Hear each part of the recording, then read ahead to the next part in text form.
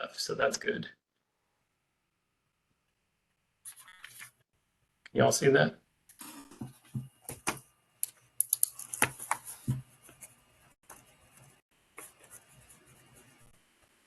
Actually, I could make this bigger though. Let's see. There we go.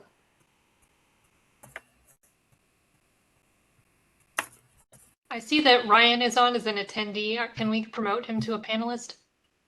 Great question. There he is. Yeah, just did. Thanks, Taylor.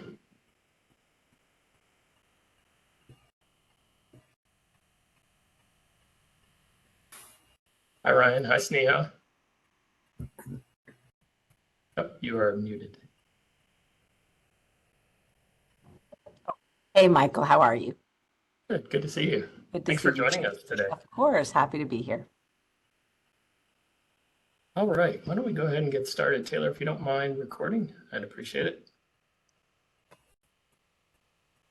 And this is, I will note, being live streamed. I don't know that we have any attendees, but just wanted to let you all know that it is being live streamed, so some folks could join in real time. But my name is Michael Durline, Deputy Executive Director of Policy and Research with the State Board. Happy to be here for our second member learning session, this one focused on advanced mathematics pathways. And I'm joined by some friends from our neighbor to the east. Maureen, would you like to introduce yourself and maybe just tell us just a little bit about your background? Yes, absolutely. Thanks so much, Michael. I'm Maureen Stover, and I currently serve as the Vice President of Policy and Engagement at Best NC. I entered that after being a classroom teacher for about 15 years and loved every minute of it. I was honored to serve as North Carolina's 2020 State Teacher of the Year and one of the 4 2021 National Teacher of the Year finalists. And I'm particularly excited to be here with you all today because my daughter-in-law actually did her first year of teaching in Brentwood, right outside of Nashville, in the 2023-24 school year. So I'm really excited to be here today and talk to you about North Carolina's successful auto enrollment in advanced coursework policy. And Sneha? Oh, you're muted. Okay, there we go. Hello, everybody. I am Sneha Shah Coltrane, and here from the North Carolina State Education Agency team. So excited to be here with Maureen. I've been a big fan of her and her work in the classroom and now with Best NC. So here at North Carolina Department of Public Instruction, I oversee advanced learning, which kind of brings together everything that touches advanced education, gifted education, whether it be our gifted education or our dual enrollment, our AP courseworks, honors, governor school, etc. So we have it all, including our great math pathway that we're super excited to share with you. I also oversee our academic policies here at the department. And so this really fits nicely today to be able to talk to you about not just the content, but also the policy work as well. So thank you so much for the invitation. Well, thank you all for joining us. It's been nice to communicate with both of you over email. And this conversation actually stemmed from, I think Chairman Eby and I were both in a session last fall during the Excel and Ed conference, and really sparked some interest to hear more about this. So why don't we start, since it's a small group, why don't we start just doing introductions so our guests kind of know who they're speaking with. Chairman Eby? Yes, Bob Eby, Chair of the State Board of Education in Tennessee from Oak Ridge, Tennessee, East Tennessee. Erica? I'm Erica Light. I'm the Director of Research for the State Board, and I've been with the State Board for about 6 years now. Prior to that, I was with the Tennessee Department of Education. Brianna? Hi all, Brianna Summers, Director of Policy and Academics here at the State Board of Education. And fun fact for our North Carolina friends, I interned for the North Carolina State Board of Education back in 2021 at the beginning of the Truitt administration. So good to see y'all. Brianna, you looked familiar, but I couldn't place you exactly. So it's great to have you here. Yeah. Dr. Maxwell? Good afternoon. My name is Anna Maxwell. I'm a state board member representing the 6th Congressional District, and I'm a retired educator in many various capacities over the last 33 years. So it's great to hear from you all today. Well, Dr. Maxwell, I just reached my 30 years with all sorts of different roles. So thank you for your service. Thank you. Cool.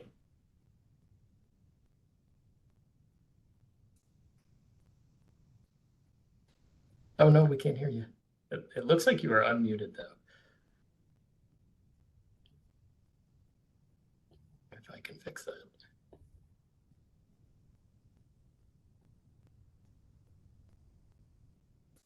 I'm not sure I can fix that. Taylor or Josh, if you're able to help out, that would be great. Dr. Morrison? Yes, it's great to be with all of you. I have been in state level education in Tennessee for a while. I've been with the state board as our executive director for 10 years, which is hard to believe, but I feel like we're just getting started. So there's always more to do.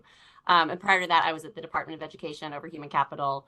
Spent a little bit of time in the governor's office, but Maureen, I started my career in education in Brentwood at Ravenwood High School as a teacher, high school English teacher. So certainly would be interested to talk offline about your daughter-in-law's experience. I hope she's having a good one. It's a great district. Yeah, I would love to do that. Thanks. She's actually living in Japan now.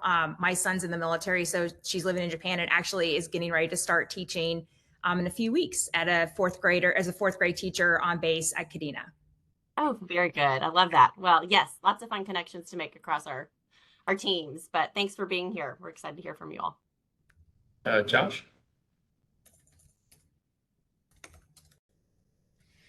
Hello, everyone. Josh Walton, Communications Officer with the State Board. I'm excited to listen in today on today's session. Taylor, are you with us too? I am. Hi, Taylor Bates, paralegal. Happy to be here to listen in. Thanks.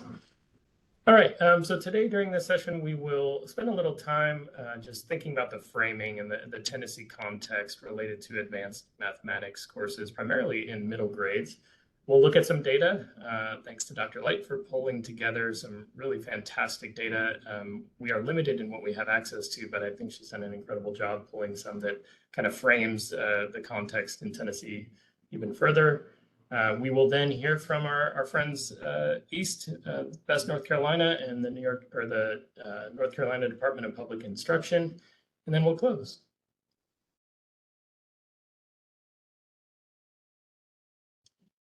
Okay, so just for some clarification, also, can I make sure you all can't see this other preview at the top of the screen? Is that correct? You only see the main slide? Okay, perfect. So aside from high school level courses that are offered at the middle grades level, so looking at courses like Algebra 1, Integrated 1, middle grades advanced math courses are locally developed in Tennessee, meaning districts and schools are creating middle grades honors or advanced math courses.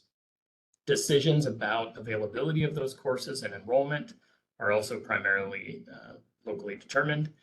There's not an expectation in Tennessee that districts automatically enroll students performing at a high level on state assessments into an advanced math course. So this is something you'll hear about from North Carolina's policy approach. That is not an approach that we have taken in Tennessee to date. That said, in 2021, the General Assembly passed the SEM Advancement Act, which I will make sure you all have this and you can access that link, which provided a framework for academic acceleration and required districts to develop policies for placement in advanced courses.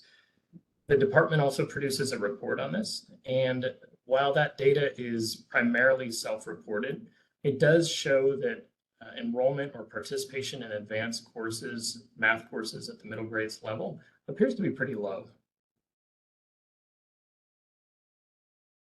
So I think we see this as an opportunity. There are many different policy levers that the board has. One is through the standards review process. And in under a year, we will start the process to review the math standards. That includes 2 rounds of substantive public feedback, revisions by an expert educator advisory team, review and additional revision by the standards recommendation committee, and then review and approval by the state board.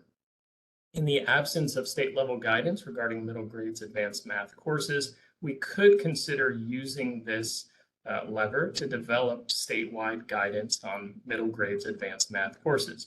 We've had a lot of conversations about Algebra 2. Well, thinking about the preparation that students probably need to succeed in that course, that happens earlier, right? That happens in elementary and middle grades. And so I think this is an opportune time for us to really dig in and look at the state guidance that's provided to districts around advanced courses in the middle grades. Future discussions, I mean, this is a fairly significant jump, but future discussions could include whether Tennessee would also like to develop automatic enrollment policies.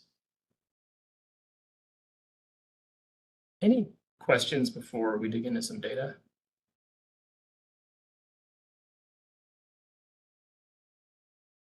Okay. So again, we're unable to look at those locally developed honors courses. There aren't course codes in the system to be able to look at. So what we are able to look at though is Algebra 1 enrollment or integrated math enrollment. So there are two different math pathways, Algebra 1, Geometry, Algebra 2, or integrated math 1, 2, and 3. This obviously shows that the vast majority of 8th graders are not enrolled in an advanced math course, almost 90%. I can get rid of this thing. I cannot. So I can't see the percentages. Sorry about that. I think it's roughly 10% of students 8th graders are enrolled in Algebra 1 or Integrated 1, and a very small percentage of students are enrolled in a course beyond Algebra 1, so maybe Integrated 2 or Geometry.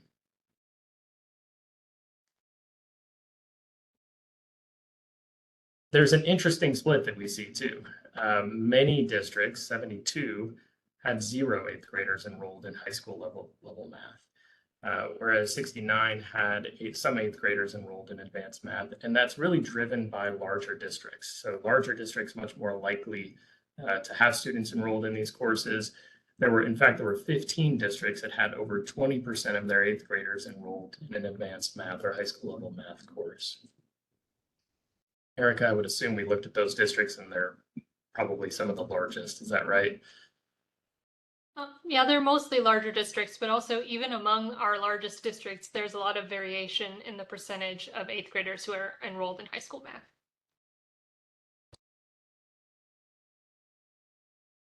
This kind of further defines that point.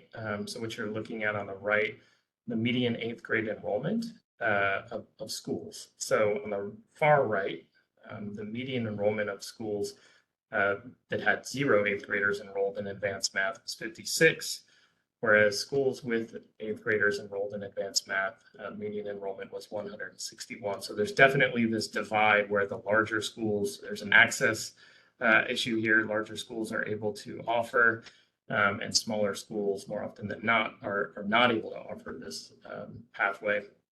And in fact, school size is a more important factor than student achievement or demographics in predicting whether a school has 8th graders enrolled in advanced math. So there's definitely a conversation to be had about access for smaller rural schools and districts. We also looked at performance, so 7th grade performance on the TN Ready, the state assessment, the math TN Ready assessment, and whether that had any sort of a relationship to the number of 8th graders enrolled in Algebra 1 or Integrated 1. And interestingly, we did see that if you look over here on the far right, the number of 8th graders enrolled in an initial high school level math course, it's about 7,500. And the number of 7th graders exceeding expectations was slightly lower at 6,000. Now we don't, Erica, correct me if I'm wrong, we didn't actually track students and say that these students were enrolled in an advanced math course. These are just simply counts, is that right? That's correct. These aren't, we weren't able to track individual student enrollments. This is just statewide count from 7th grade in one year and then looking at 8th grade the next year. And we had, again, I have a box that's covering this up, but if I remember, it's a little over 18,000 students that met expectations on the 7th grade TN Ready exam. Now, interesting here, I think a point to be made is that, many of the students who met expectations on the 7th grade TN Ready assessment may actually be able to succeed in a high school level math course in 8th grade. And so I think this raises some questions about access as well. Are we potentially shutting some students out who could be successful in those high school level courses, and not giving them that access? Chairman Eby. Yeah, I just looking at your data, this is number of 7th graders meeting expectations and exceeding out of how many total 7th graders?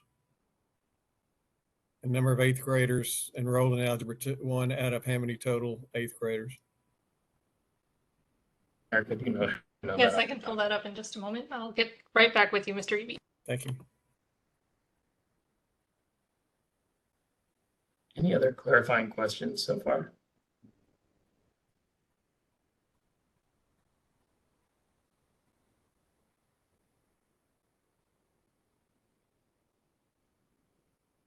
Okay. So I find this slide especially interesting. So I'll give you a moment just to look at it. But we are looking at 8th graders, again, who are enrolled in either Algebra 1 or Integrated Math 1. So the first high school level math course. The vast majority of them are either meeting or exceeding expectations on the end of course assessment in that subject area. So the kids who are being selected to take high school level math at the 8th grade level are doing pretty well.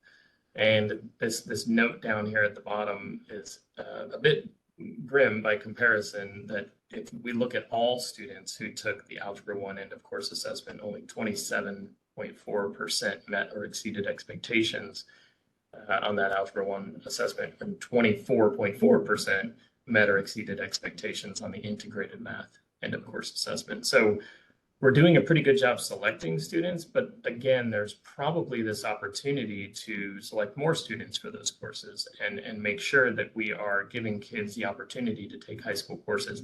I think about my own son. My oldest son is going to be a 7th grader next year, and he will be enrolled in Integrated Math 1, which is, he will be part of that 0.8% of kids in 8th grade who take the second level math, high school level math course.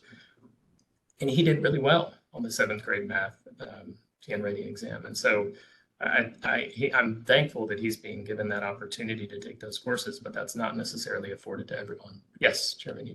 Yeah, I think this answers my question because if 27.4% of all students were test takers, met it, and that's 7,009 is 27%, basically multiply it by 4. That would say there's about 28,000 total students. I think that answers my question that I had before. Well, that 27% represents any student who took the Algebra 1 assessment. So that's any 7th, 8th, 9th, going all the way up. Oh, not just 8th grader. Okay, thank you. That's right. Yeah. Mr. Eby, the total number of 8th graders who were in that grade cohort was about 74,000 8th graders. Thank you. Michael, can you hear me? Maxwell. Oh, yes, we can. Okay, great. Sorry, I sorry for just jumping in. So do we know how many students exceeded expectations on 7th grade math and then do not take Algebra 1 or Integrated Math 1? I defer to you there. Mr. Holt, that's a great question. We unfortunately can't directly observe that since we don't have individual student records. So we just see the total number. We can look like in an individual district or even a school to see how many 7th graders were exceeding expectations, and then the next year how many 8th graders were enrolled in high school math, but we can't actually tell if those are the same individuals. Got it.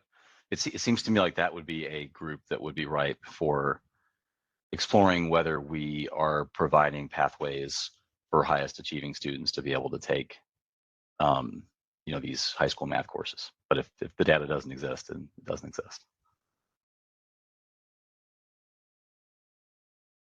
Yes, Dr. Maxwell. Michael, if this is something you're going to address later on, just say this is coming later in the presentation.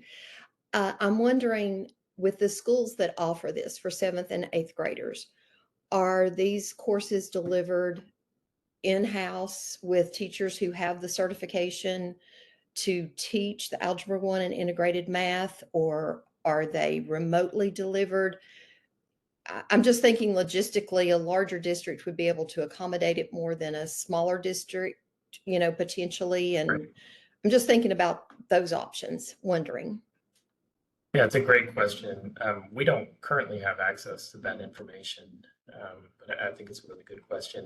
One other piece of this, and we will talk about some of the stakeholder feedback we've received about, why this can be challenging or how this can be challenging for some districts. I will say that our licensure endorsement structure, for the most part, folks hold the 6 through 12 mathematics endorsement. So it allows them to teach all courses, middle grades, all the way up through the more advanced high school math courses. But we do have a 6 through 8 middle grades math course that I think, or endorsement that I think has become more popular. And I do not believe that those individuals are qualified to teach Algebra 1. So there is kind of a structural challenge there when you start thinking about kind of that in-person access to the course in the middle grades.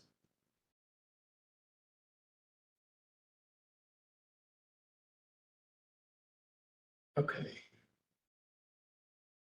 And here is that stakeholder feedback. So thanks to some state board staff, over the last year or so, as staff have been out speaking with superintendents, going to days in the district, we've asked some folks across the state, do you offer Algebra 1 or any high school level math courses in the middle grades? And if not, why not? And these are some of the challenges that we heard. So, and I kind of bucketed these into staffing. So it's difficult to find teachers that are qualified to teach those courses because they're needed at the high school level. They struggle to find teachers at the middle school level generally. Just it's difficult to find middle school teachers. There's also some challenges related to content or standards. So students taking Algebra 1 in 8th grade miss some of the 8th grade math standards. Now that's something that, as I mentioned a little bit ago, I think that's an opportunity for us when we convene educators to look at the standards to be able to determine how can we provide guidance or develop advanced math courses that make it such that students aren't missing out on standards, because that is a real problem. Students needed more foundational content knowledge to be successful in Algebra 1 in 8th grade. So they were missing something going into 8th grade, also an issue that could be addressed through our standards process. And then this one's kind of interesting. Offering Algebra 1 in 8th grade created knowledge gaps when students took the ACT. So a real concern about students that are taking Algebra 1 in 8th grade and may not be taking the ACT until their junior year. Some concern that there are knowledge gaps because so much time has passed since they took Algebra 1. I think there's obviously solutions to that, but I think that's something some folks brought up as a concern. As far as accountability goes, Algebra 1 scores are not counted in middle grades accountability system, creating a disincentive to enroll 8th graders in Algebra 1. Yes, Chairman. Yeah, that's an interesting point, that accountability standards wouldn't be in there. But my question is I just lost my train of thought when I saw that bullet come up. I'll get it in a minute. Go ahead. Okay. Anything else folks have heard? I know I was especially interested. Yes, Chairman. Yeah, I remember. So how does a student qualify to take Algebra 1 in 8th grade? Do they take a test in 7th grade, or is it a recommendation from their teacher, or all the above? Somebody who knows the SEM Advancement Act better, I don't have it up, but there are some stipulations in the act that require districts' policies for advanced math placement or advanced course placement to consider certain criteria. It's, if I recall, though, it's fairly broad. So we don't have an explicit, if this, then that. It's pretty locally driven. And so, for example, my son being able to take a high school level math course in 7th grade next year, it was a conversation we had with the teacher. It was a conversation that was had with administrators. It was a form that we completed. I would assume there are internal conversations that happen as well. He performed, as I said, really well on the 7th grade state assessment, but we did not receive some sort of, very clear if this, then that statement. Michael? Yes. Brianna Summers, Director of Policy and Academics. I can put this statute in the public chapter in the chat. Michael's absolutely correct that there's multiple options. The other issue I'll highlight is that districts create the local policy. And I imagine TSBA probably had a model policy, but the other thing that comes up there is, intense variation across districts. But I'll put the language in the chat, and I'm happy to read it for the record if that's helpful, Michael. Thank you, Brianna. Allie just sent me a message too and said districts have choice, which also has led to enrollment and readiness issues becoming popularity contests, right? Determinations about selecting specific students for those courses can be sort of clouded by some other issues that may or may not have a direct connection to their readiness for the course. So I'm thinking about students who are potentially having some behavior issues, but are extraordinarily gifted and strong in the content. They may need to be challenged, and they may not always be selected for those courses.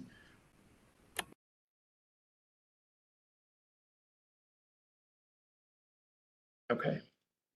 Michael, quick question. When middle school students take high school math, what is the classroom environment for that? Is this going to be with other middle school students in their grade who are taking that and perhaps in a setting, or is this sometimes being administered and they just join the high school class? They sit in on a 9th grade Algebra 1 class. What does that look like? That is a great question. From my experience and my knowledge, if they have enough students, they can offer it in the middle school as a separate class.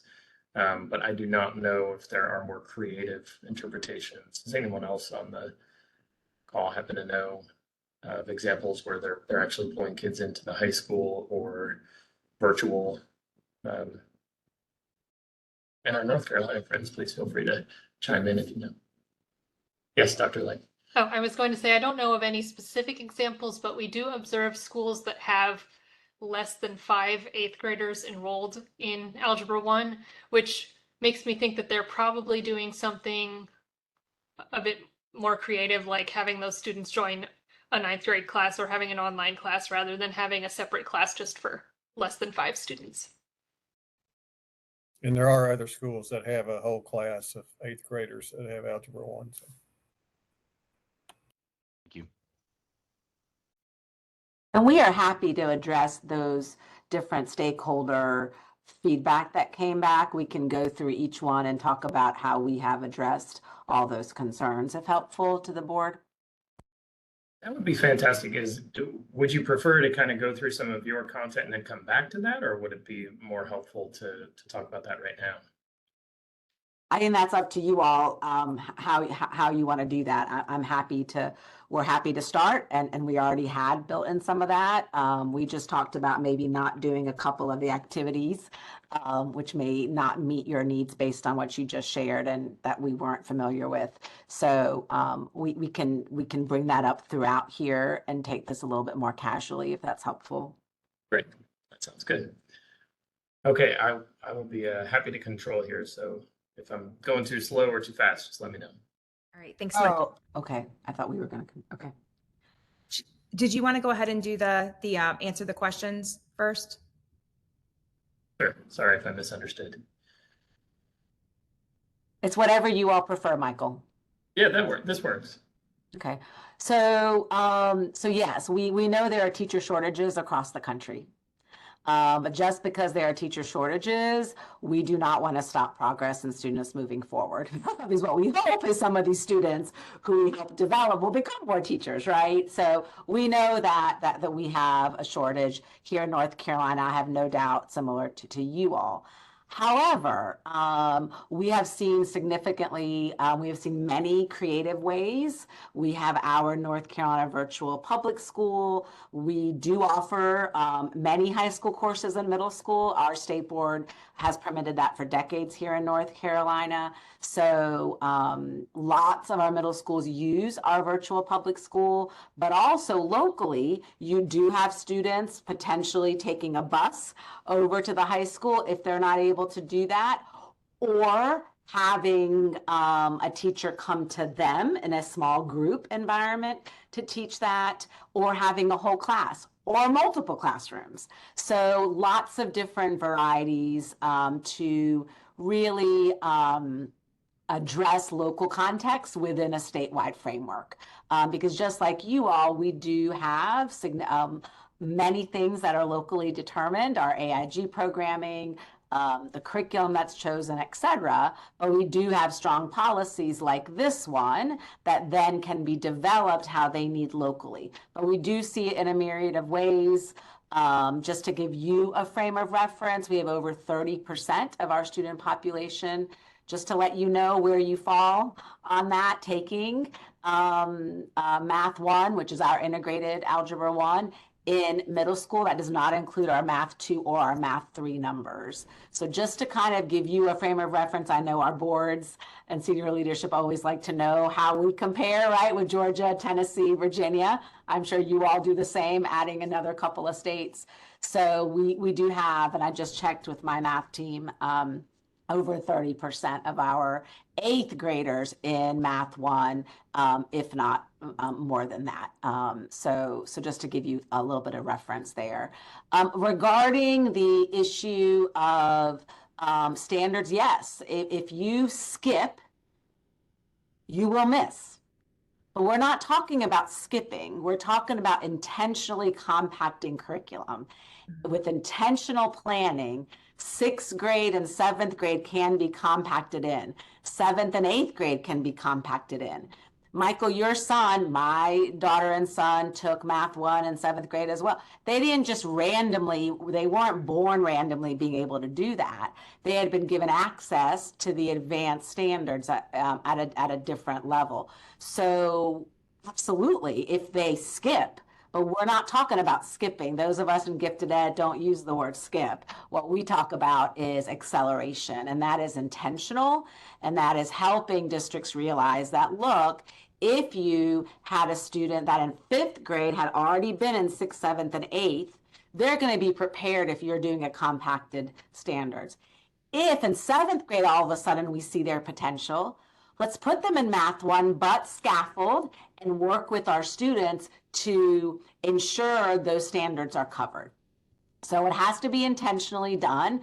It's important that we do, but just because of a few things may be, quote, skipped, we don't want to lose out on a child to be able to take calculus, statistics, dual enrollment, et cetera, in high school, because that's what's going to happen if your students are only taking education, their first high school math course in 9th grade. They're not going to reach those levels. So we want to be able to do it intentional.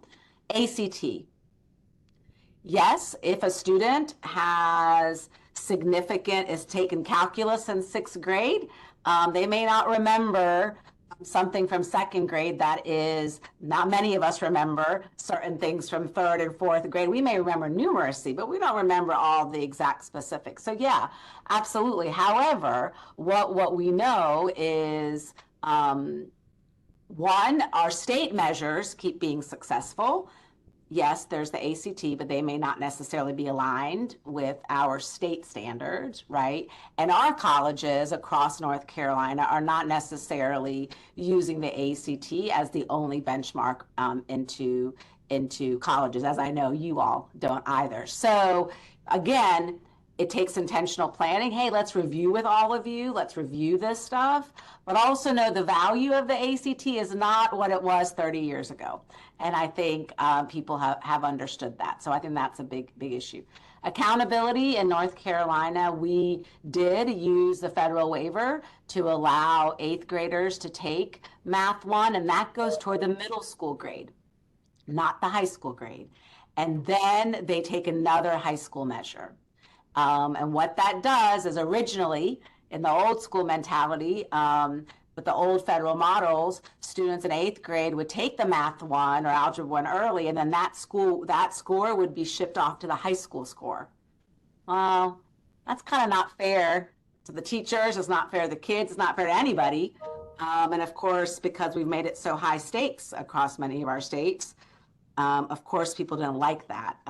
They were putting a score before a child. And so what we were able to do is we did add a Math 3, and that's our high school measure. And so the Math 1 will count if that's the only, if a child takes Math 1 in high school, or the Math 3, depending. So that's just to address, Michael, in which we'd already planned, but to address your immediate concerns that yes, every good thing, right, has challenges, but at the same time, the benefit of helping students accelerate is far outweighs adult challenges. And to kind of add on to what Sanaz already shared, I think also, you know, one of the things that North Carolina has done is taken a very unique approach at looking at how do we get those highly qualified educators into classrooms where students have access to them, and recognizing that we do not have enough highly qualified educators yet. I believe that we will get there, but we don't have enough highly qualified educators yet to meet all 1.5 million kids in our public schools. We have really started looking at strategic staffing models that would ensure that our students have access to a highly qualified educator every day. And one of the staffing models that we use for that is called advanced teaching roles. It's a little bit outside the scope of this discussion, but we'll be happy to share more about that at another time, or if anyone has any specific questions. But what it does is it takes a highly qualified lead teacher who works with a team of 5 to 8 teachers in their school, and they are team teaching by the advanced teaching role teacher being in and out of the classrooms continuously, model teaching, co-teaching, pulling students for small group or intervention, and really making sure that those students have access to that highly qualified educator. So that's one of the ways that we are really leveraging the expertise of our best teachers to ensure that all of our students have access to those teachers. There's also definitely a struggle with finding teachers, middle, high school, and elementary. In North Carolina last year, 43% of the new teachers who entered our classrooms came in through our alternative pathways, which include our residency, our permit to teach, and our emergency licenses. And in each one of those different categories, we know that many of those teachers are coming in without any required education preparation experience or any required experience clinically in a classroom. And so we are looking at unique models to leverage the opportunity to use that advanced teaching role framework that I just talked about to bring teachers in as a registered apprentice so that they have that experience and that training before they begin teaching. We're in the very early stages of that work, but that is a model that, if successful, could help us really bridge that gap of having qualified teachers in our classrooms with our kids. I think another really important thing that I wanted to highlight about North Carolina's policy that is unique is for our auto enrollment policy, that begins in elementary school for our kids. And we understand that our students need to have access to that advanced coursework as early as possible to develop all those skills so that they can be successful when they exit into their post-secondary life. And as someone who was a public school educated person, all of my kids are public school educated. I was a public school teacher. I firmly believe that the public school K-12 systems in the United States can empower our kids to live their best lives because they graduated from our public schools. And I think we have a real opportunity here to demonstrate how successful our public schools have been and can be in preparing our students for post-secondary life. So finding ways to begin that policy earlier is better. In North Carolina, students who score a 5 on their EOG in 3rd grade are automatically enrolled into advanced coursework moving into the 4th grade. And so oh, sorry, go ahead. No, I was gonna say, Maureen, why don't we just go ahead and start that presentation now, since you were leading that way. I think that'll be great. Perfect. If that's okay, Michael? Great. If anybody has any questions for us, we're happy to take those really quickly too. We're such a small group, so just interrupt. We love to be interrupted. Okay. Well, for today, what we are really hoping to share with you as we begin this discussion is talking about North Carolina's journey in developing and implementing our math auto enrollment policy. This policy has really transformed the access to advanced math coursework for our students across our state. And so we'll begin by looking at our starting point. What were the challenges we faced and why this policy was needed? And then we'll review the key policy milestones, including our House and Senate bills and the legislation that led to the policy, and examine some of the results of the implementation that we've seen since the policy was put into statute. You'll also hear about how aligning mindsets, policies, and practices has been critical to success.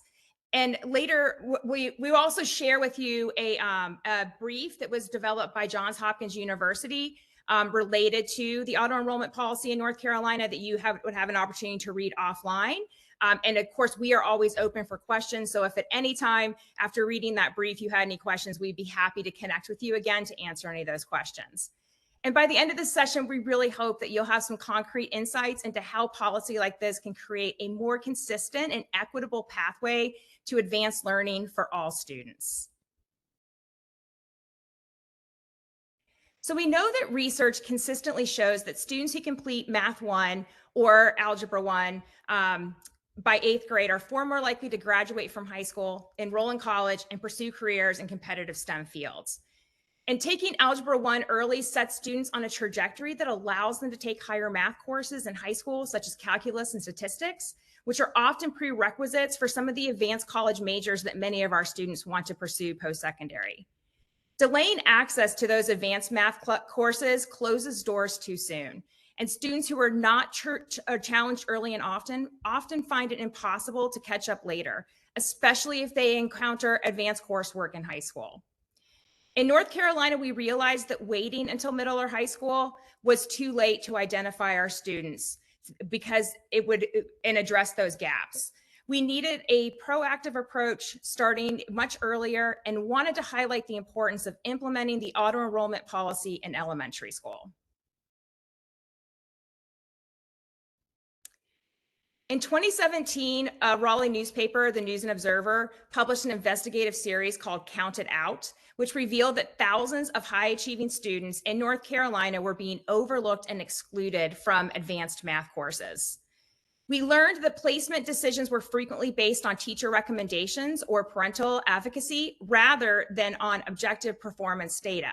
And as I was hearing Michael talk about his experience with getting his son enrolled into advanced coursework, I was thinking, wow, that's a lot for somebody to go through to make sure that their student and their child ends up in the course that they should be in.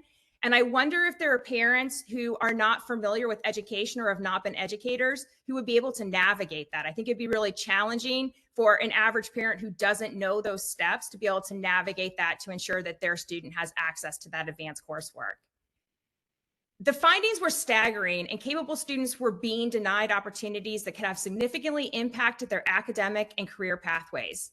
These were not isolated cases, but were widespread issues across the state.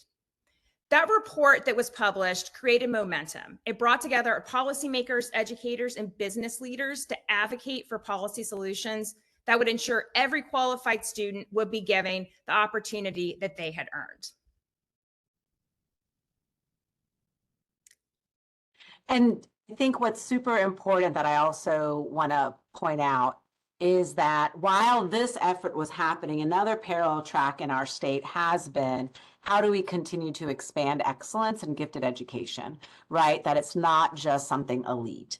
And so the really synergizing moment was when we were already doing work with districts about this and talking to them about a child should not have to show you 10 different ways to access learning that they need, right? You don't have to be perfect and go through 15 different tests and 5 different hoops and make sure you behave well, like Michael said, and make sure you do this. And for some, make sure you look a certain way, right? And have a certain book or have certain experiences. And so it really fit nicely to this idea of what is a low-hanging fruit that we can take easily. And so when you all brought up so many challenges, right? We know we have teacher shortages across the country, especially in the South. We know we have this issue. We know we have this. We know funding. We know right now federal funding is is potentially becoming a huge issue. So we know there are infrastructure challenges. So what can we already use that's already there that all we have to do is say that there it is. We don't need a parent to come and sit and fill out 50 different forms and advocate. We don't need something else. We're using the tests we already give. And that's the beauty of this, as Maureen's going to continue kind of sharing how this bill helped propel us forward with the environment that we were already trying to move forward, and it just shot us ahead. Maureen? Yeah. So in 2018, our state did take a very bold step forward with House Bill 986. We do have a link to that House bill at the end of this presentation. So if you wanted to actually look at the actual policy in writing, you'll be able to see that. This legislation was received unanimously in bipartisan support and was passed and signed into law in just 30 days. I don't know how many people follow any General Assembly in any state, but that is a very rare occurrence. The bill's key provision is simple but powerful. Any student who scores a level 5, the highest score, on their end of grade or end of course math exam is automatically enrolled into the advanced math coursework. And what that means is that kids who earned it get it.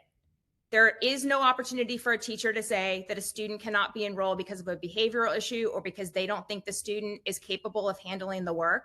There is no requirement for parents to go in and advocate on behalf of their students to try to get them into an advanced coursework.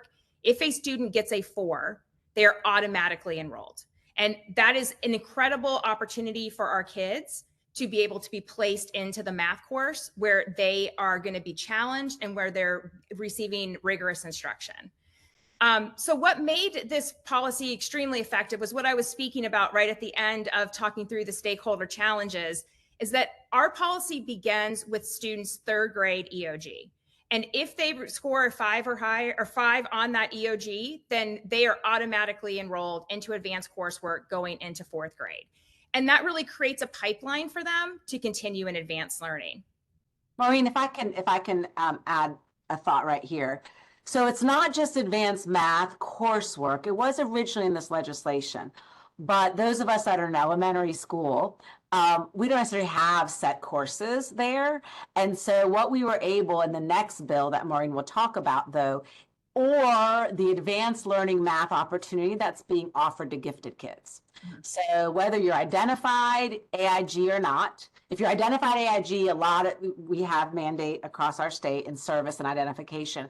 So that programming was already offered. Some it is accelerating them to the next course. But what we also found out is some districts were saying, we don't actually offer this course, right? Because it's built into the daily schedule. So we were able to get it shifted to content. And so that's aligned to the AIG plan. And the reason why I say that is because as policymakers, this is connected to many other policies that already exist, and that makes it even stronger. Yeah, thanks so much for highlighting that. One thing that was also interesting and important about this legislation was that families do have the opportunity to opt out. So if they choose not to be they do not want their student to go into that course or to be part of the gifted program or be into the gifted pipeline, they do have the opportunity to opt out, but they do not have to opt in. And I see we have a question. I'm not sure the name, but for whoever has your hand up, please just go ahead and ask the question. Yeah, Ryan Holt, can you all hear me? Yes. I'm the one who wasn't able to give an introduction earlier because my audio wasn't working. I'm one of the members of the State Board of Education. Wonderful. District 5 in Nashville. And I got a question, I guess, both for the North Carolina folks and then also for the State Board staff. North Carolina, do you know of other states that have a similar system to this? Yeah, absolutely. And you'll see in the brief that we're going to share with you, there are other states. And recently, Kentucky just passed a very similar law. DC schools we just spoke to a couple of months ago, they're considering it, but there's Texas and a handful of others that are doing it. It's probably one of the most, I've been in this field, for 30 years, but in particular in gifted ed for over 20. And I've never seen a policy get replicated as quickly in the education space because it's such low-hanging fruit. Why would you not, if a kid scores the highest score without advanced teaching, right? Without already being in a gifted program, this kid did this on their own with regular ed. Oh my goodness. So there are many states, and it'll be in the policy, and I'm sure Maureen could send you a list. She's really good at keeping track. Absolutely. I'm happy to share a follow-up list that actually links to his legislation, but Indiana has also enacted the policy, Oklahoma and Virginia. And Virginia did an interesting twist. They actually are doing the top quartile. So that provides the access automatically to even more students, which is incredible. And North Carolina in this legislative session is looking to expand this policy into English language arts as well. So lots of opportunity there for the policy to grow and to continue to give access to more and more kids. And what we try to say is that a child doesn't have to have the 5. Right. The 5 is automatic. You can put a child even if they got a 3, right? They may have just had a bad test day. So what we don't want to do is to create a policy that limits access. What we want to say is, hey, you can still, as a teacher and as a school, take more kids. But at minimum, you need to give this opportunity to these kids. And so I think that's really important because your law, what we have to be careful about is that what we don't want is eligibility requirements for all advanced courses that all of a sudden are just hoops to go through, right? Oh, to take bio, you have to have this, and this. Well, we don't want that. What we want instead is some guaranteed access for some that we've been missing, and then continue to let teachers and families continue to expand that.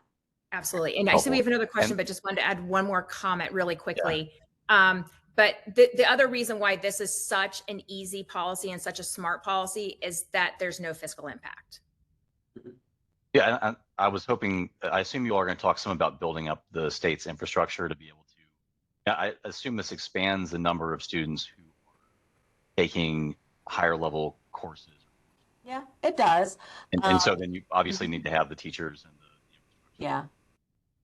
But before we get to that, so I guess sort of the big thing, and to turn this to the state board staff, obviously we're not a legislative body, right? So what role we can serve as advocates? And so we'll get to that. If you don't mind, we're going to answer Chair's question, and then we'll just quickly go through some other data points. And then I want that to be the bulk of our conversation of what can you as a board do? Because even though, for example, the legislators are considering English, our state board, and through my work with the agency, I've actually told districts, hey, why would you not do this for English? You don't have to wait for a law.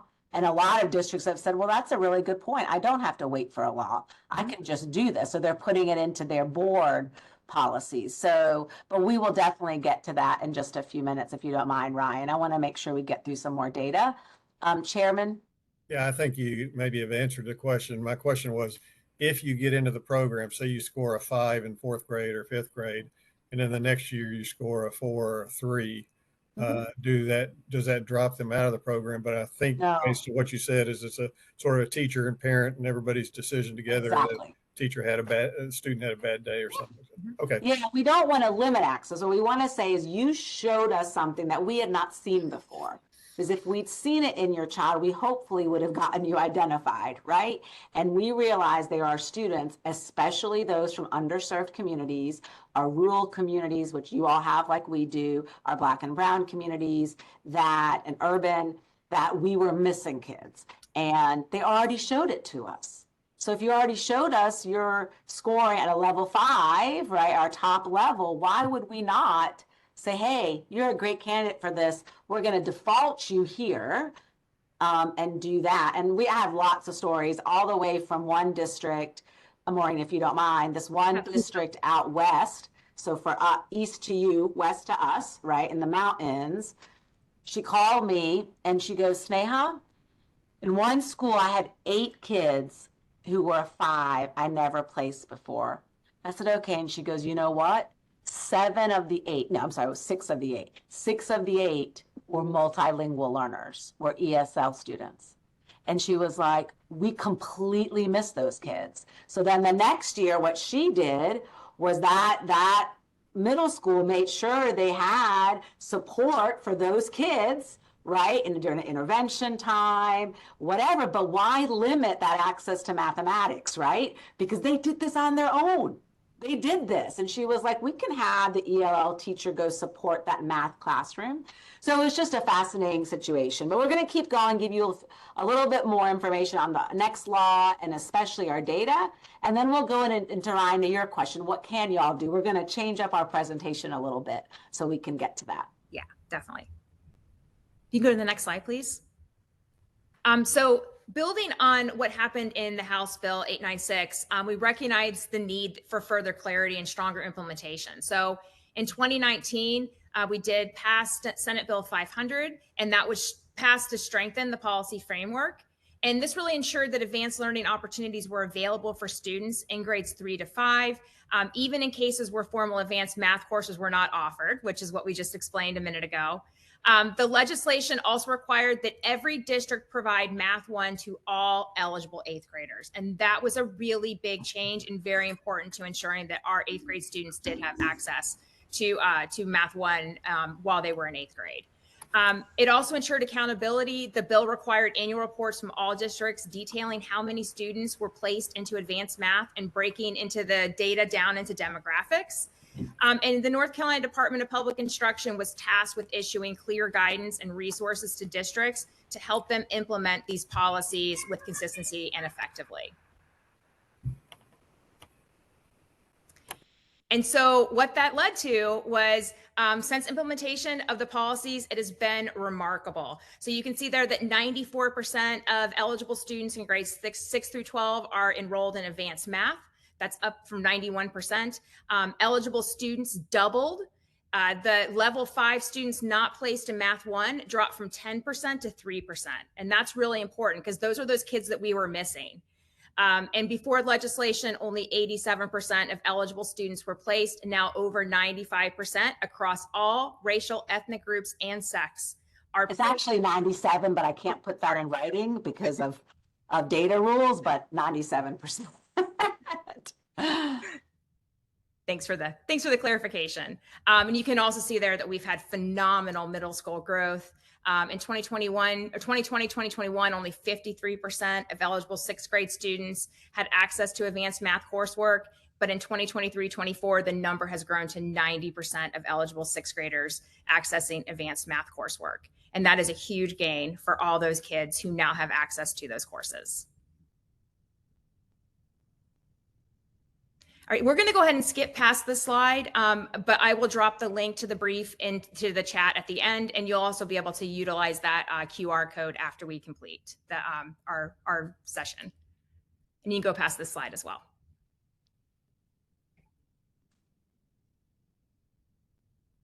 Great. So we wanted to kind of share with you why this has worked, and hopefully that can help glean for you where you can continue moving forward.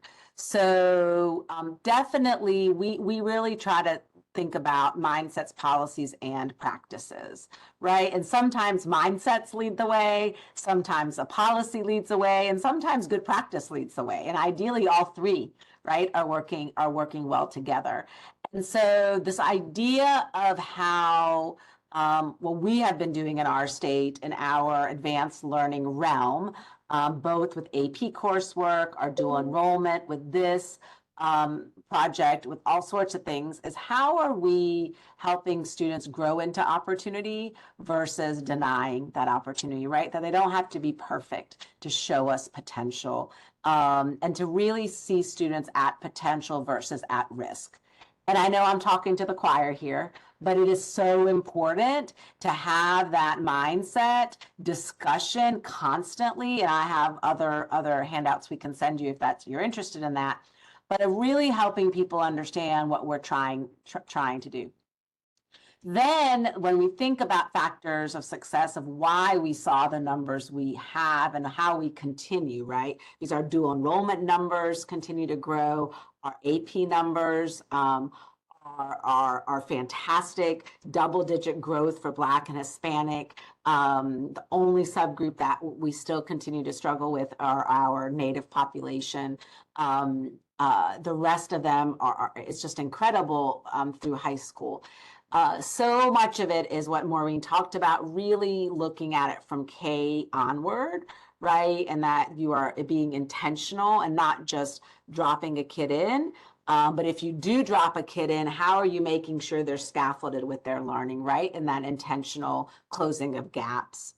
The idea of opting out of protections, that's so important. So that way you don't have to be a Michael and advocating, right? Sitting down and filling out multiple papers, right? Who, I'd say is probably one of the more advantaged, right, educator in the country, in the state, right, knowing all the policies and how to have those conversations. Not all of our parents are, or should they have to be, right? They're giving us their children to do good by them.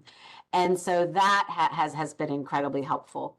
The other key piece, which you can do, is allowing high school credit in middle school. I think I was actually a little surprised y'all did not have that, because I used to work with your person from the SEA a while ago, and I could have sworn y'all did, but allowing students to take the courses they need to instead of based on the day of their birth and the day their mom went into labor, it makes sense, right? Some kids need more time, some kids need less time.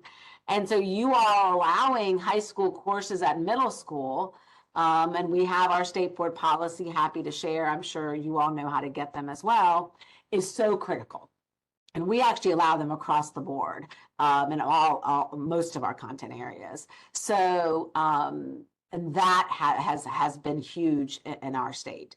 And then the other idea of accountability, and that's something you all can do as well, right? Looking at what options are given to you in your federal accountability system, because as soon as the feds allowed us to be able to count math, middle schoolers taking Math 1, we were able to change our ESSA plan and go for that. And that was way before this. So that was something we were already doing that really made us to have fertile ground for this to flourish. Some classroom and district practices that have really helped this move forward is one, the idea of universal screening, which we expect, our state board expects universal screening for equitable identification in our districts. Of course, that still doesn't catch all kids, which is why we want this as well. We want every opportunity for a child to be able to show us their best so we can put them on that pathway for success. The idea of our virtual public school is huge. And I know you all had your K to 60 or Birth to 60 initiative a few years ago. I know y'all have some of the highest college going and retention rates around. So how can you continue to capitalize on that momentum and think of cross-schooling options, virtual options, a bus moving there, a teacher coming this way, et cetera, to meet some of those needs. Having really cool, clear tools and guidance from the State Department has been super helpful. We're happy to share with you. Data reporting. I think, you all, I would encourage you to consider thinking about a student information system where you can look at individual student data and then aggregate it so you can see if these kids actually keep matriculating. I think that's super important, and to work within the data systems you have. And then that synergy, right? So to Ryan, to your point, and I think Mr. Bob's point and some others, this is part of a larger pie, right? Where this connects to dual enrollment. This connects to scheduling, right? And access, right? This connects to AP courses. This connects to all sorts of things. And you have to go K-12, right? That vertical planning. So it's not just this isolated thing, that you are thinking of how it can all synergize together and help really continue when a student graduates, they're graduating with options, right? Whether it be military enrollment, at college or career, tying it to your career development plans, tying into your career technical pathways as well. So many different things that have really led to our success that I know if you even pulled a few of these things out could help you to continue moving that forward. Michael, next slide. One more thing quickly as we Sorry. transition to the next slide. I was fortunate to teach AP Bio, AP Physics 1 and 2, and AP Physics C calculus based for our virtual school. So if anyone has questions about kind of how that looks or how North Carolina has structured those virtual opportunities for kids from across our state to be able to be in a classroom with a qualified teacher, if it's not something that's available in their district, I'd be more than happy to answer any of those questions.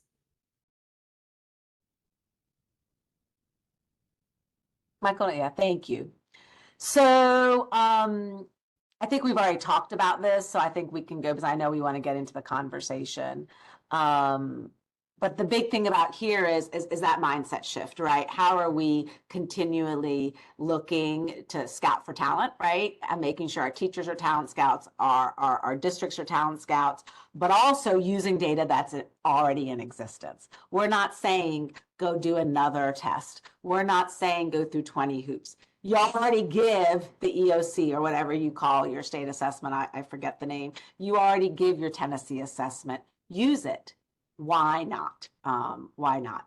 Let's keep going since I think we've hit a lot of this. Thanks, Michael.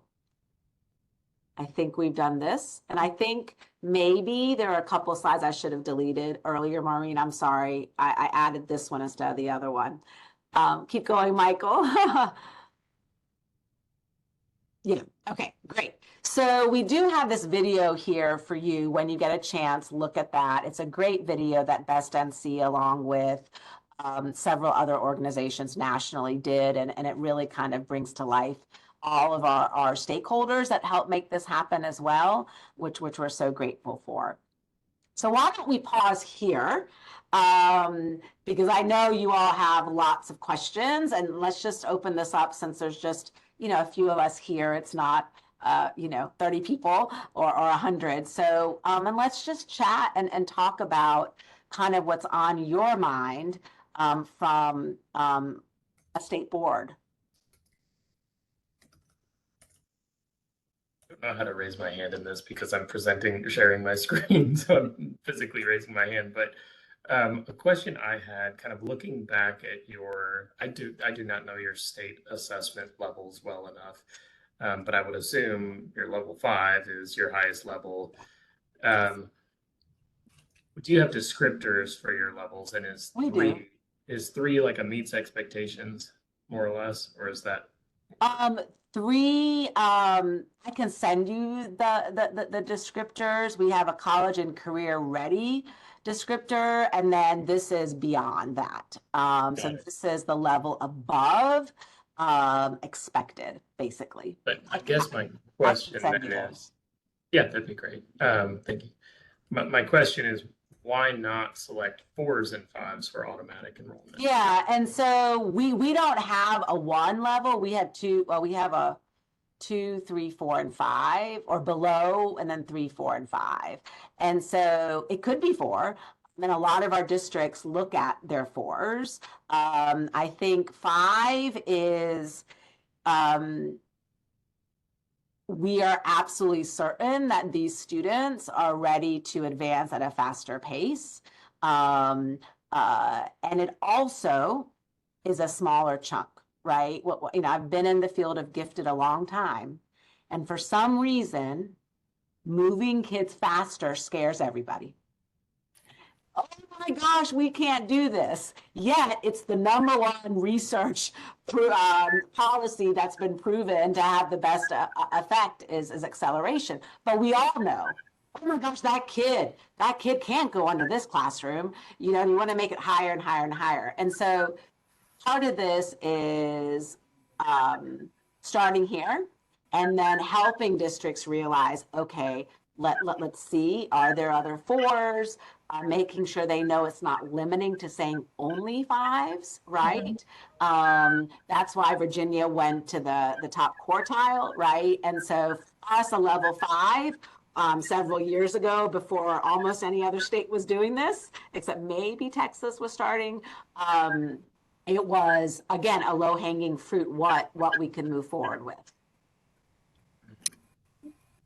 Yeah, but I do think it's really, really important to really hit on the fact that this is not, it doesn't limit it only to kids that have a 5. That's really important. Like earlier when Sneha gave the data that we have 30% of our kids are in the Algebra 1 class in 8th grade.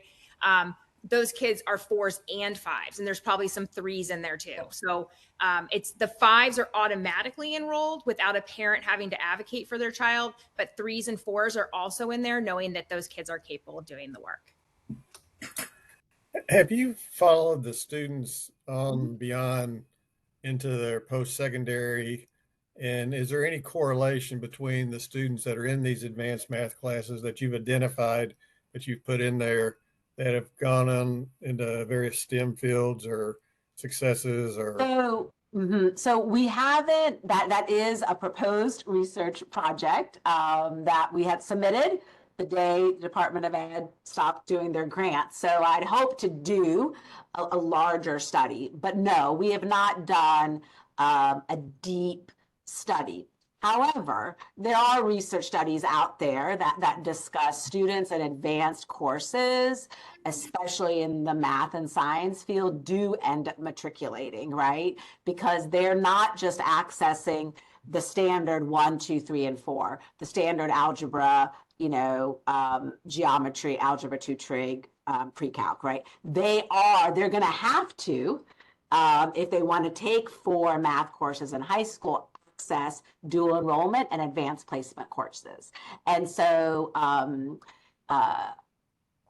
would say from my experience, absolutely. We have not done a formal study. It hasn't been around that long to be able to do that. However, I have no doubt that there are studies somewhere that talk about acceleration, because acceleration is one of the most research-based strategies in education that shows the impact on students.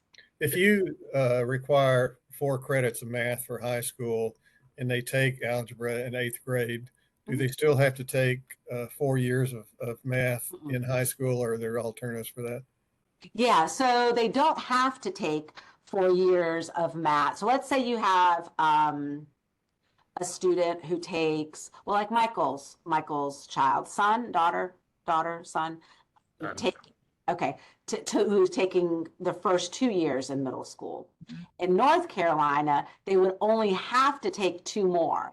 However, through counseling and planning, we say, but to go to college, no matter what the courses are, they want 4, right? And so, I would be shocked if, and I don't know the data, but every student that I know who has taken Math 1 is into pre-calc or calc or dual enrollment course in high school. They just don't stop at Math 4. As a high school teacher, I know Maureen would agree, as somebody who's been involved with schools for a very long time. Yeah. Yeah, that was absolutely what we saw in practical application in the field. We had students that were taking those courses in middle school. They would still take 4 math courses in high school, if not more. Right, if not more. We're heavily blocked on our state, and I mean we have kids taking statistics, Calc 3, some other dual enrollment maths that I'm not even sure what they are, to be quite honest with you. So you provide them plenty of elective opportunities. Yes. Okay, thank you. Chairman Eby, I would also just say in Tennessee, so to clarify, we do accept those middle grades credits for high school credits because we have a set of graduation requirements in high school. So if a student takes Algebra 1 in 8th grade, they've satisfied one of the 4 required high school math credits. Specific to math, though, as you all know, we require 4 credits, but 3 years of math in high school. So my son, for example, if he successfully completes integrated 1 and 2 in middle grades, he will only have 2 required math credits in high school, but he will have to take math for 3 years. But that to me is where sort of the magic happens, because it opens kids up to being able to take those dual enrollment courses. And gosh, if you think about the automatic enrollment policies, you're saving a lot of kids a lot of money, a lot of families, a lot of money. Fiscally, financially, the return on investment, I do not have an ROI study. As you know, our state departments do not have those research dollars. However, we would think about that, right? Dual enrollment, advanced placement courses, all of those return on investment is phenomenal. My son just finished his high school career, had done 2 math courses in middle school, took 5, well, if you include physics, I don't know if you don't technically include physics as a math, but all the way to physics. All of his general ed math requirements are done for UNC Chapel Hill. He can go straight into his major math. So, I mean, that just saved us significant, as a family, significant dollars and time, and also got him on a trajectory of loving math versus being bored. And when you're bored, right, you disengage from schooling. And so that's the biggest thing, is what this does is allows us in an easy way to see kids like those 6 children who are not English learners, who are English learners and not native English speakers. When that county called me and said, Sneha, by gosh, 6 out of 8, we clearly, I mean, that's a big number, right? We clearly miss this whole population, right? And those kids would have been left behind to truly thrive and develop. Same in rural areas, right? In the rural mountains of Tennessee. I mean, we're missing kids. So why not do this when there's no fiscal responsibility, there's no additional fiscal need, there's not, I mean, it is just, it's right for the picking is what I say. I'm doing a national presentation on this, and I'm like, this is the most natural thing. Why have we not been doing this for decades in education?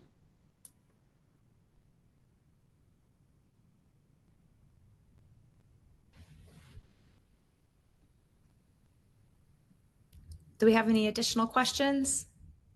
I've got a question, Michael. It's but I Brian. wanna make I've got a sure- question. Yeah, board members, y'all please go first. I'll hold mine. And Sarah, this may be directed to you, so we can have a discussion about it. I guess I'm just interested in what we can do. I'm a believer. I think this sounds great. Clearly, there are all sorts of positive benefits to it. I don't know if we have rulemaking authority that would give us any kind of rule or policy making powers that could start taking steps in this direction. The suggestion earlier about, suggesting to districts that they take steps on their own. I'd be interested in if that's something that we think is a good approach to handling it. Obviously, we have sort of advocacy roles and relationships with folks in the General Assembly. I'd be interested in knowing if there are any conversations that, like, is this something that has been proposed or discussed at the General Assembly? Really, just how do we? We're all here together. It's great. This is good. How do we actionalize it?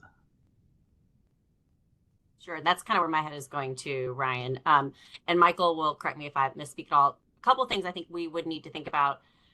There's not any legislative conversation that I know of that has happened to date. I'm sure there's been some side conversations, but nothing kind of put forward around like a bill or anything like formally proposed. I think, as Michael said at one of the early slides, we haven't done the work that North Carolina has done to kind of, I think you called it compacting, like the middle grades, so that to get this model really working earlier, you would have to condense some of those middle grade standards into 1 year, to cover more ground to get to 8th grade math or Algebra 1, 8th grade, etc. So I think that's part of what we were thinking we could tackle in the upcoming math standards review. I think the other thing, I had maybe one other thought on that I'm losing. Sarah, even that won't be a huge lift. Your math Right. people can, it's Well, not. some districts are already doing it. We know that, but it I don't varies think it's wildly. that's not a big lift at all. Yeah. The bigger thing, I think, and I'm curious, folks from North Carolina, Maureen and Sneha, to talk a little bit more about the state-sponsored virtual school, because we don't have one through our Department of Education. Is that where a lot of your smaller districts are going to like cover these courses if they don't have staff in the middle school? But I think my suspicion is that that's the biggest barrier that we'll hit is, and Ina, I'm sure you would have thoughts about this, having led a smaller district in Tennessee, just the staffing model and the, how do you get those kids into actually a course if you've got small numbers in some of our smaller districts? So I do think our virtual public school, I do think there are a lot of virtual public schools. I'm not sure if ours does this, but I know there are other virtual schools in other states that open enrollment, right, for pay, like Florida, et cetera. So I think that's one option. I also think there are a lot of our smaller districts are using kind of internal, kind of like we used to have before COVID, not the fancy Zoom, but just like closed caption to where like I'm at X high school, right?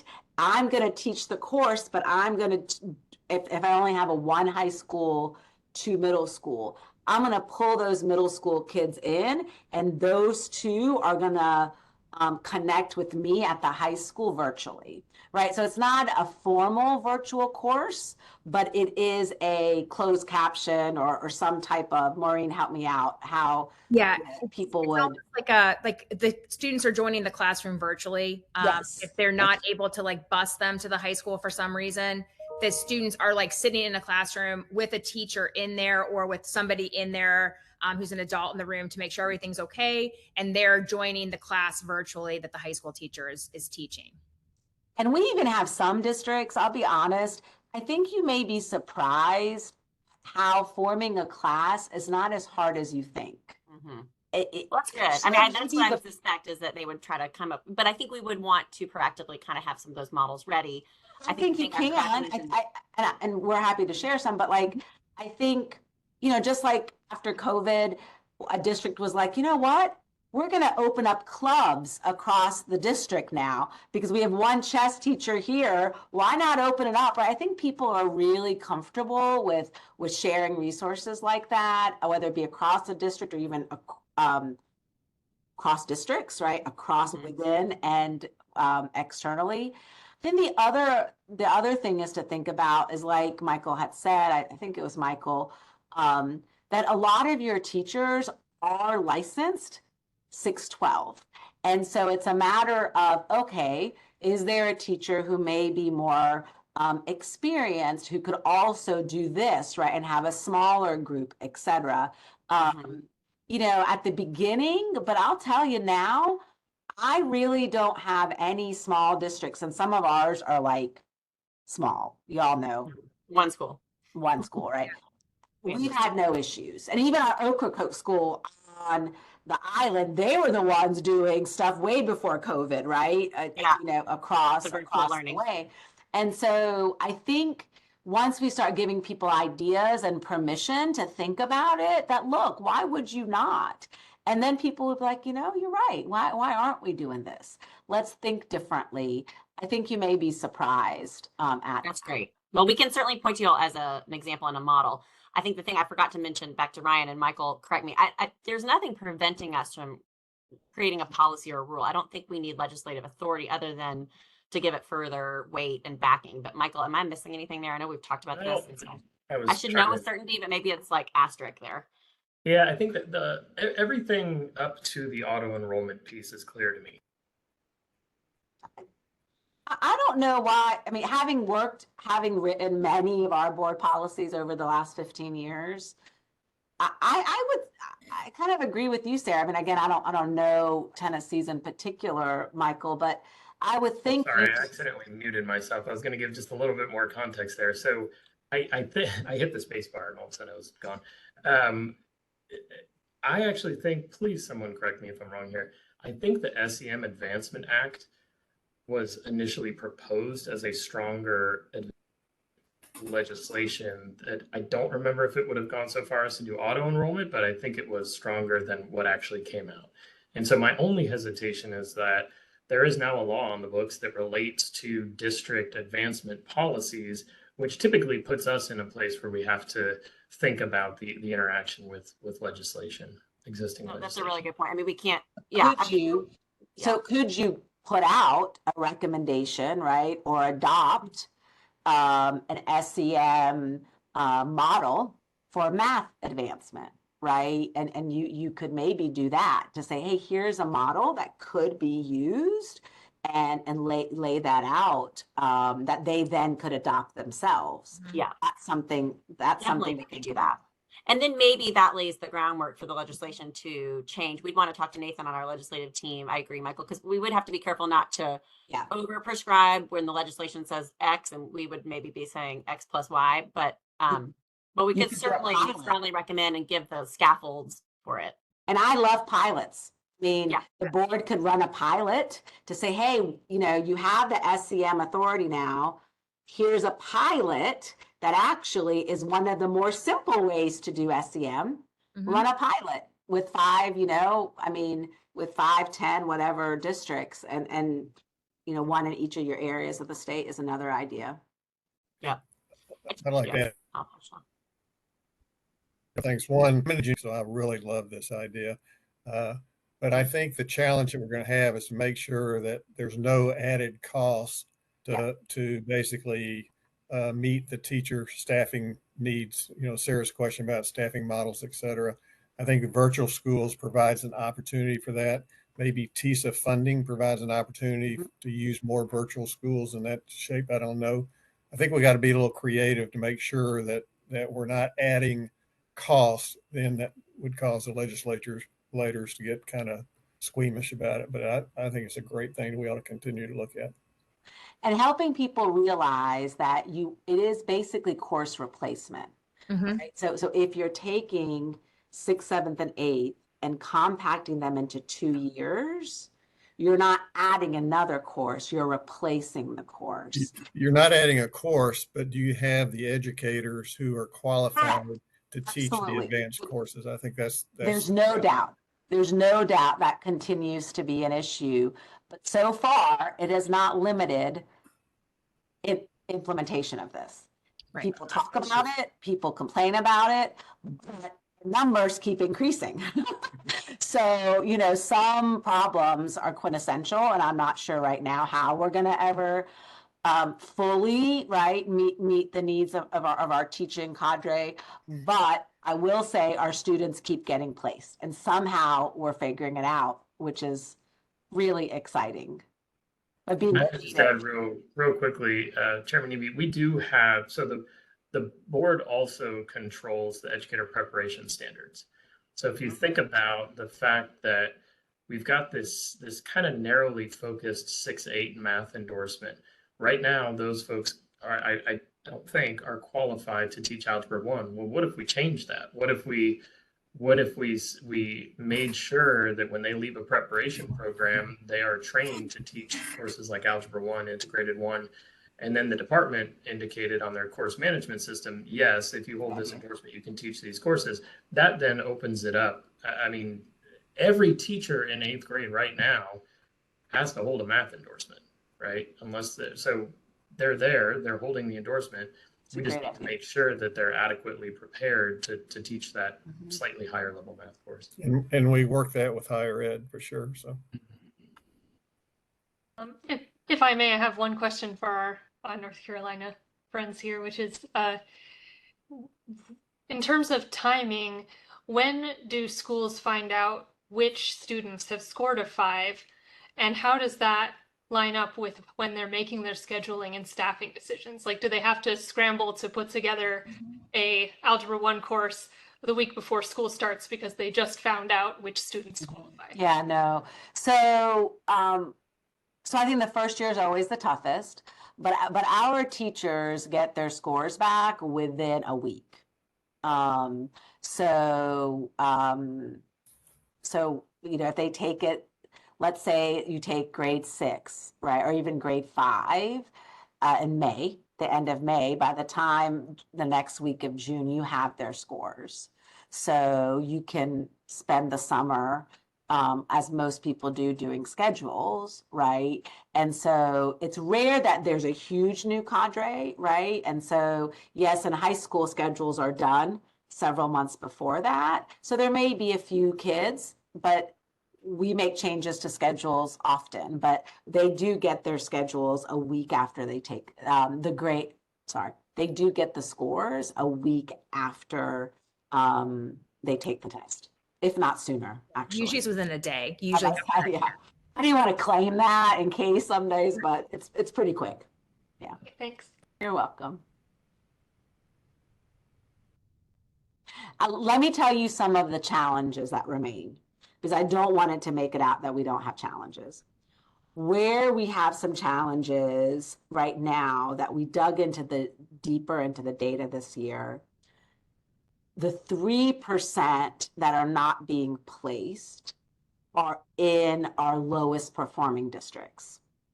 So what we have to do is, or they're in districts that just forgot to do it. Because I know some of the people there and I'm like, I know you got a Math 1 class, what's happening? So part of this is also good monitoring. We don't have the capacity to do significant monitoring, but what I can do is run the data and then make sure in August, writing those districts to the CAOs and saying, hey, y'all, last year I noticed you had 8 kids, only, didn't have that many, but you're holding them back. What's going on? And do that. So that is an issue. And of course, the issue, all the same things y'all have talked about.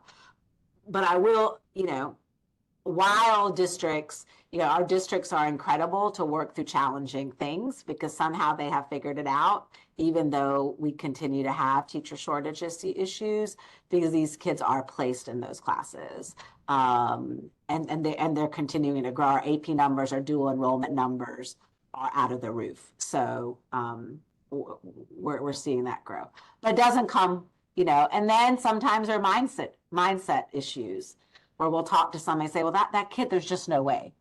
And one of my staff members who's incredibly does not raise her voice like I do sometimes in my passion. She's very even keel, Stephanie Marine. And the one time I have heard her was when a district was like, well, this kid, there's just no way. And she said, what do you mean there's no way? This kid has no support from anybody and still scored a 5, was never in gifted programming, was never doing anything else, doesn't have home support, got a 5. You cannot tell me that's not real data. Got a 5. Right? And that idea of the mindset, there's just no way. There's just no way this kid can do this. And all of a sudden they do it. Well, they're not going to be able to make it in high school. They're just not going to be able to do it. Is it them or is it us? Those conversations of how are we going to support this child? Because clearly they've shown us that they can do it. So let's get out of their way and let them, continue developing. So those are the big challenges that we continue to. So it's not all, perfect, but it is one of the most influential things that I have seen in my 30 years and over close to 28 years in 27 in gifted education that has seen the most bang for its buck. That's not the best analogy, but right.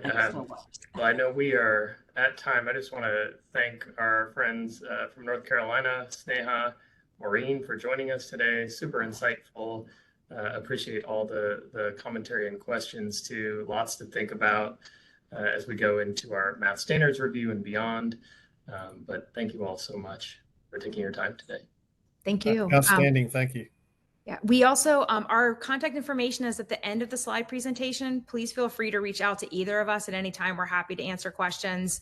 I also put the link to the Johns Hopkins policy brief into the chat so everyone who wants to read that can access it.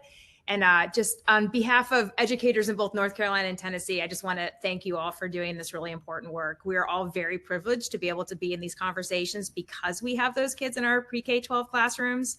And I really thank you all for taking the time to meet with us and to learn about what we're doing in North Carolina and continue to share ideas so that we can make classrooms better for all the kids. Thank you. Thanks, Thank you everybody. so much. I know we'll be in Thank touch. you. Take care.